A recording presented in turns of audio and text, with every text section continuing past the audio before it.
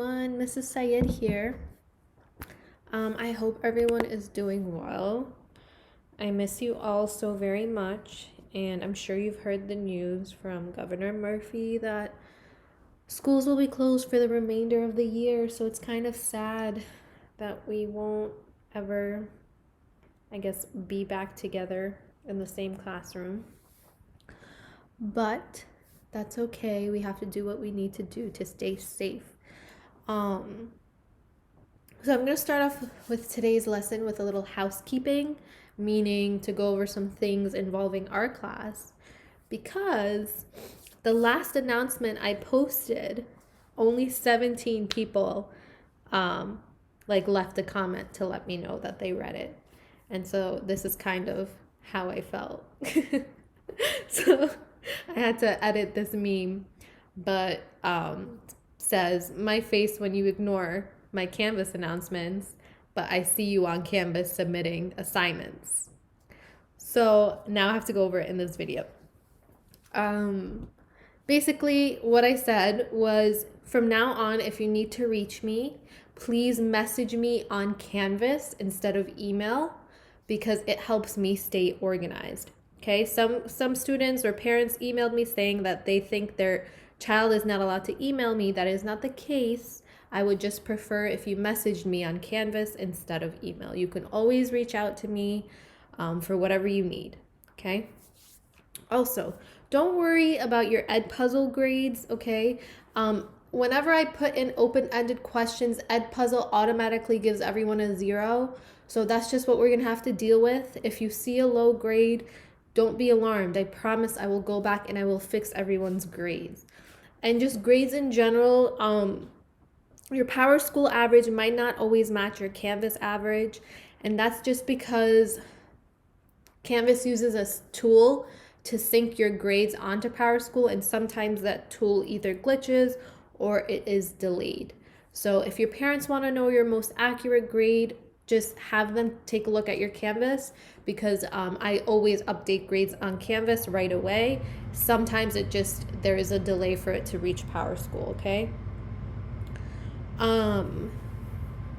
There's an upcoming exam. So this cycle, we're going to go over a couple things. Next cycle will be a review, and then the following cycle will be an exam.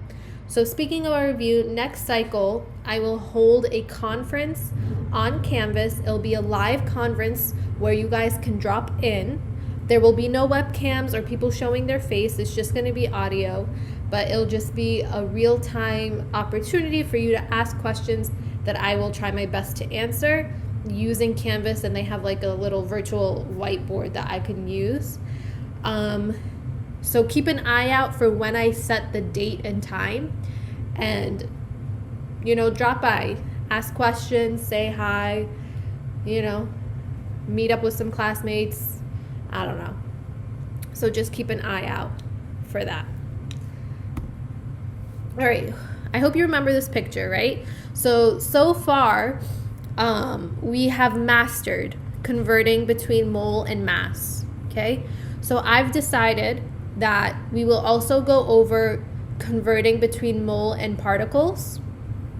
Particles meaning atoms or molecules, but we will skip this branch. We will skip the volume branch, okay? So today's class, we're gonna do a practice problem converting between mole and particles. And we're also going to visit a new topic related to stoichiometry called limiting reagent, okay? So reactions proceed until one of the reactants is used up, and then you'll have some left over. You'll have another reactant left over. So a reaction keeps on going until one of the reactants is used up. The one that's used up or runs out first is the limiting reactant, okay? And that determines how much product is formed. Whatever is left over from your reactants, that's called your excess reactant, okay? And the term reactant and reagent can be switched. It's the same thing, if I say limiting reagent or limiting reactant, that's the same thing. So here's an example of hot dogs and buns, okay? My left side is my reactants, my right side is my products. So if I have 1, 2, 3, 4, 5 hot dogs, not buns, hot dogs. And if I have 4 buns, right? In this reaction, my buns will run out first. My buns will be what is used up first. So that's my limiting reagent. So whatever you basically have less of is your limiting reagent. And that determines how many total hot dog sandwiches, I don't want to call it sandwiches, you know what I mean, okay? How many hot dog meals are formed, okay? Because I have 4 buns, I'm able to make those 4 meals and I'll still have 1 hot dog left over. So that's my excess reactant, that 1 extra hot dog. So that's just a real world analogy. I'll do some problems and hopefully it'll make sense, okay? A bunch of you guys, your CK12, my periods 2 and 3 didn't do this, but all my other classes did. 2 and 3 didn't because of Wellness Day. That CK12 served as just an intro to this. Some of you may have found it a little confusing, so hopefully today will help you clear some things up. All right, so the first example problem we're doing is converting between moles to particles. The problem reads, how many atoms are in 5.5 moles of NaCl? So if you want to label this as a mole to particle problem, you can. And the specific particle we're dealing with for this problem is atoms, right? So now for all particle conversion problems, the conversion factor that we're going to use is that special number. Hopefully you guys remember it, and it's Avogadro's number, right? And that's 6.022 times 10 to the 23rd. Okay, so what that means is that for every 1 mole, there's 6.022 times 10 to the 23 atoms. Okay, this conversion can be used for particles. So instead of atoms, you'd write particles, or molecules. Instead of atoms, you'd write molecules. So for this problem, it says how many atoms are in 5.5 moles of NaCl. So just like any conversion problem, we're gonna write what's given in the very beginning. That's what we always start with, right? 5.5 mole. Okay, we set up our conversion factor. We know the same unit needs to go on the bottom, so these units can cancel out. And we write whatever unit that we want on top. Okay, all that's left is filling in the conversion factor. And like I said, for these problems, we always use Avogadro's number. So we can just plug that in.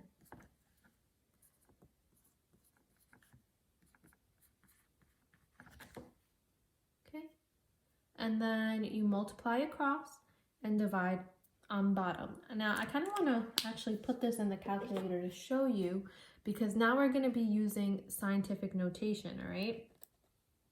So to plug that in, let's see, hopefully you can see it without a glare. Okay, so I have to do 5.5 moles times 6.02 times 10 to the 23. Whoa. Okay, so you do 5.5 times 6.022, and then how you type in that scientific notation, but you just look for your E button. On my calculator, it's a double E. Okay, I hit second, double E, and then all I write after that is the exponent. Okay, you don't need to write the 10, you don't need to write times anything, you just write your exponent, which is 23. Right, and that's my answer. I don't know if you could read it, but it is, I don't know why I grabbed the black marker, but that's okay. It's 3.312 times 10 to the 24 atoms. Okay, easy peasy. That's it, you're done. Now this was very simple because it was a one-step problem, because it was given to me in moles. The given information was in moles. Sometimes the given information is in grams, and you need to first convert that to moles and then to atoms, and that is what our next problem will be, okay? That's kind of like using that mole map. Oh, let's see, I have it right here. using the mole map, but instead of going back to grams or this side, nah, we're converting to particles. So you always convert grams to moles using the molar mass, and then now instead of doing all that mole ratio, blah, blah, blah, we just convert it to particles. All right, so here's the next example problem. It's another problem where we need to convert to particles, which in this case is atoms. But now we're starting with grams. So there's just going to be an extra step, and that's okay. All right, so the problem reads, how many atoms are in 813 grams of sodium chloride? So step one, I need to convert my grams to moles. Okay, step one. So I always start with what's given. So I start with 813 grams.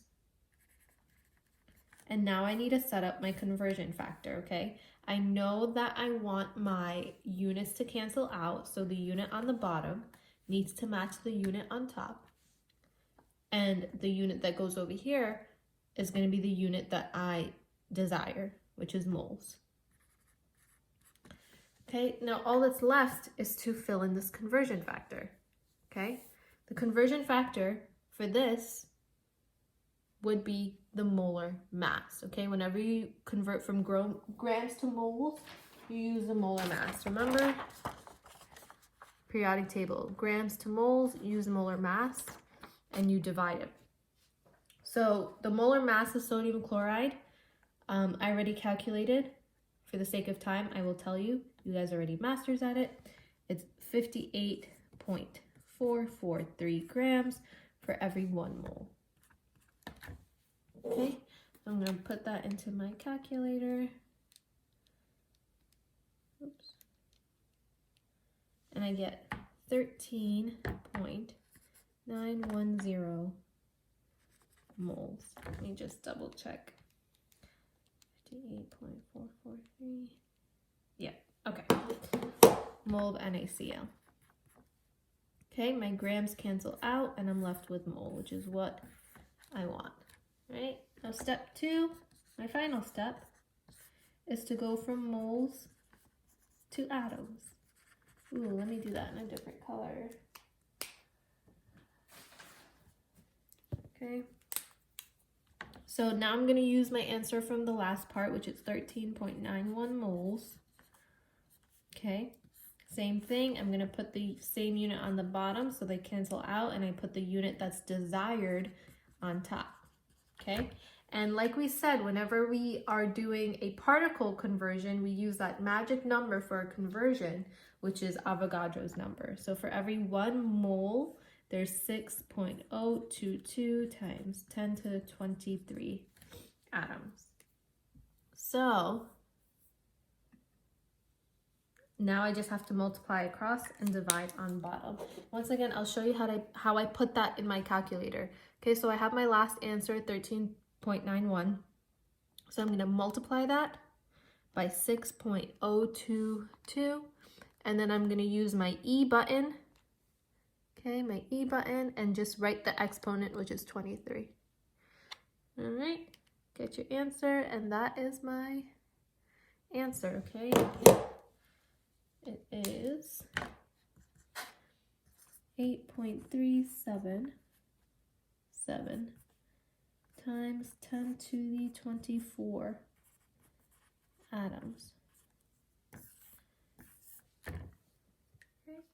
So just think about that. If you have 813 grams, you have this many atoms in it. And this, you guys, is a very large number. Very, very large, okay? Just imagine you move your decimal place over to the right 24 times. Right? So basically, for problems where you're converting to particles, you either start with grams and you need to convert to moles and then to atoms, or the problem gives you moles, so all you have to do is just then convert from moles to atoms. Okay? Hope that was clear. Okay, this is an example problem for limiting reagent.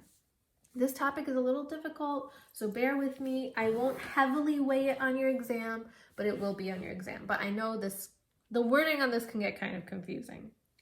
So the problem says, what is the greatest amount of magnesium oxide in moles that can be made with 7.8 moles of magnesium and 4.7 moles of oxygen, which is the limiting reactant?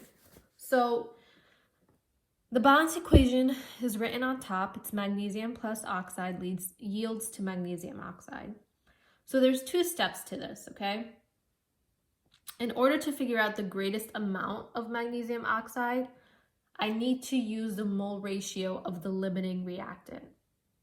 So first, I need to figure out the limiting reactant, which that itself is a couple steps. And then once I know my limiting reactant, that's the mole ratio that I'm going to use for determining the greatest amount of magnesium oxide.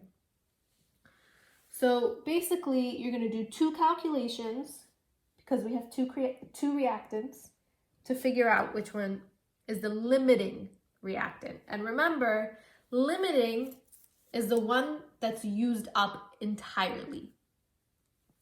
Okay, so which of these two reactants will be used up entirely in this reaction? Let's figure it out. This is how you figure it out. So you use the given information. So basically you have to ask yourself, let's say I'm using 7.8 moles of magnesium. To use all of it, how many moles of oxygen do we need? So all you really do is just set up the mole ratio. Remember the unit you want, the units to cancel out, and the unit you want on top. The conversion factor is just my mole ratio. So for every 2 moles of magnesium, I have 1 mole of oxygen. Okay, I do the math. Multiply across, divide on bottom. 7.8 divided by 2, 3.9.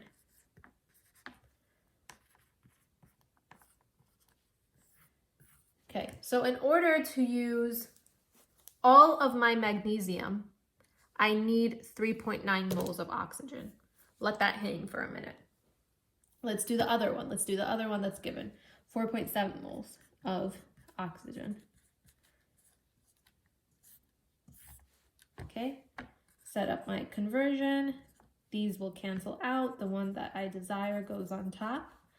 My conversion factor, once again, will just be the mole ratio. So for every 1 mole of oxygen, I have 2 moles of magnesium. All right, so I do 4.7 times 2. Get 9.4 moles of magnesium. Okay, so in order to use all of that oxygen, I would need this much magnesium. So now I have to figure out which one is the limiting reactant. In order to do that, that would be the one that would run out first. So if I needed 3.9 moles of oxygen, I'm not going to run out because I have 4.7, right? I have more than enough oxygen. However, if I look at my magnesium, I need this much, 9.4, but I only have 7.8, which means that this 7.8 will run out first, which means that is my limiting reactant. So magnesium is the limiting reactant.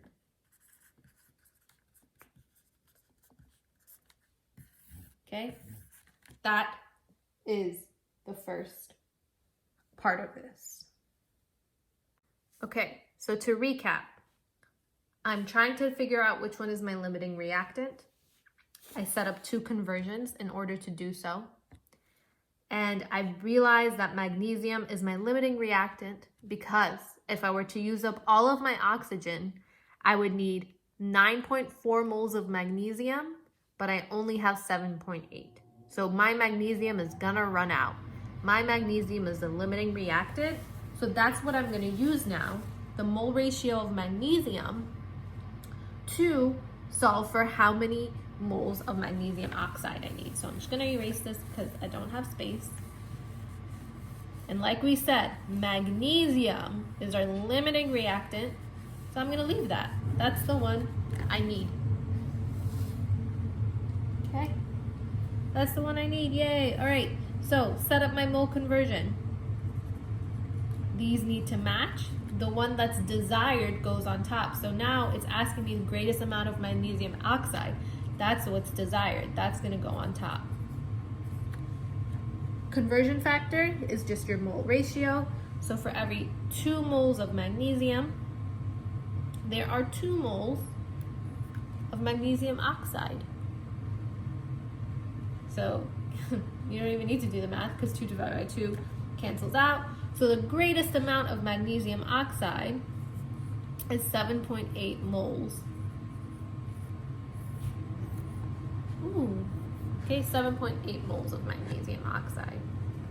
Now sometimes the problem will then ask, okay, so what is your excess reactant and how much is left over, right? How much is left over? So I know I erased it, but we had calculated that 3.9 moles of oxygen is needed if we use 7.8 moles of magnesium, okay? Just look back to what you wrote. 3.9 moles is what we would need. So to figure out the excess, right, which is excess, how much is left over? Oops, how much is left over?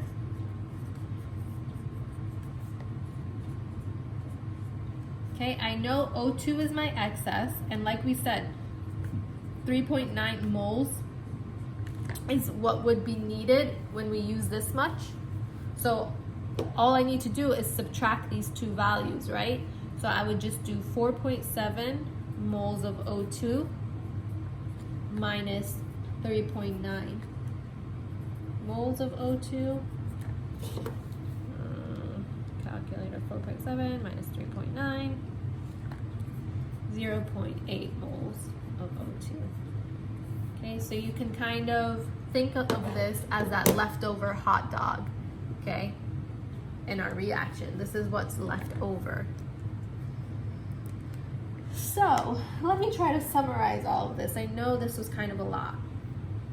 In order to figure out the greatest amount of product, you need to determine your limiting reagent. In order to do that, you set up 2 conversions and you figure out which reactant runs out first. The one that runs out first will be your limiting reactant. You then use the mole ratio of the limiting reactant to set up your conversion to figure out the greatest amount of product. Okay, I hope that was clear. All right, so here's another example problem for limiting reagents. Okay, the problem reads, what's the greatest amount of moles of NH3 that can be made with 3.2 moles of nitrogen and 5.4 moles of hydrogen? Okay, I kind of abbreviated. What's the limiting reactant? What's the excess reactant? And that is our balanced equation. All right, so step 1, I need to figure out my limiting reactant in order to determine the greatest amount of NH3 that can be produced. So to figure out my limiting reactant, I need to set up those 2 conversions with what's given. So I'm going to start with nitrogen. If I were to use all of my nitrogen, how many moles of hydrogen would that be? So set up my units. I want those to cancel and the one that is desired to go on top. To fill in the conversion factor, I just use my mole ratio. So for N2, that would just be a 1. For hydrogen, that'd be a 3. For every 1 mole of nitrogen, there's 3 moles of hydrogen. Plug it into my calculator. 9.6. Okay. So to use all of my nitrogen, I need 9.6 moles of hydrogen. Now let's do the next one, okay? 5.4 moles of hydrogen.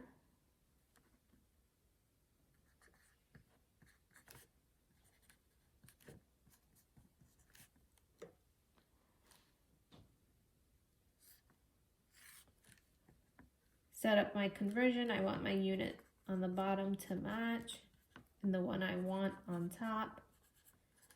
My conversion unit or factor, if you will just be the mole ratio. So for every 3 moles of hydrogen, I have 1 mole of nitrogen. Let's do the math. 5.4 divided by 3.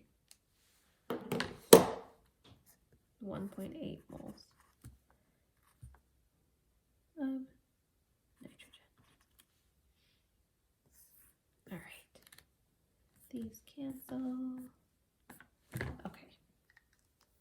Now, I did my 2 calculations. Now I need to determine which one is the limiting reactant, okay? Which one will I run out of first?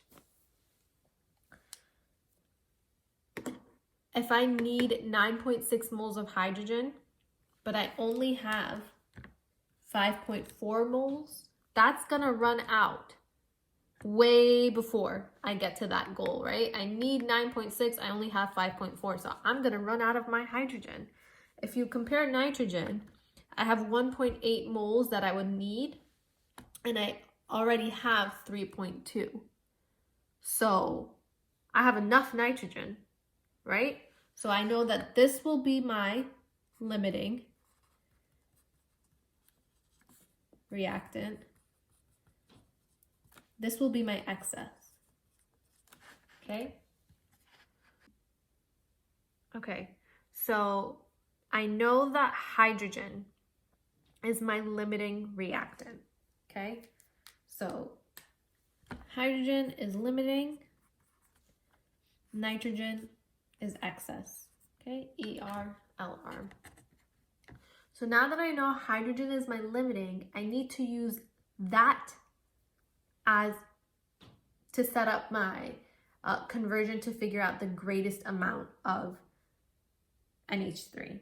So I'm going to use my information for hydrogen, because that's my limiting reaction. I'm going to use that to figure out my greatest amount of NH3. So this is the next step, okay? 5.4 moles of hydrogen.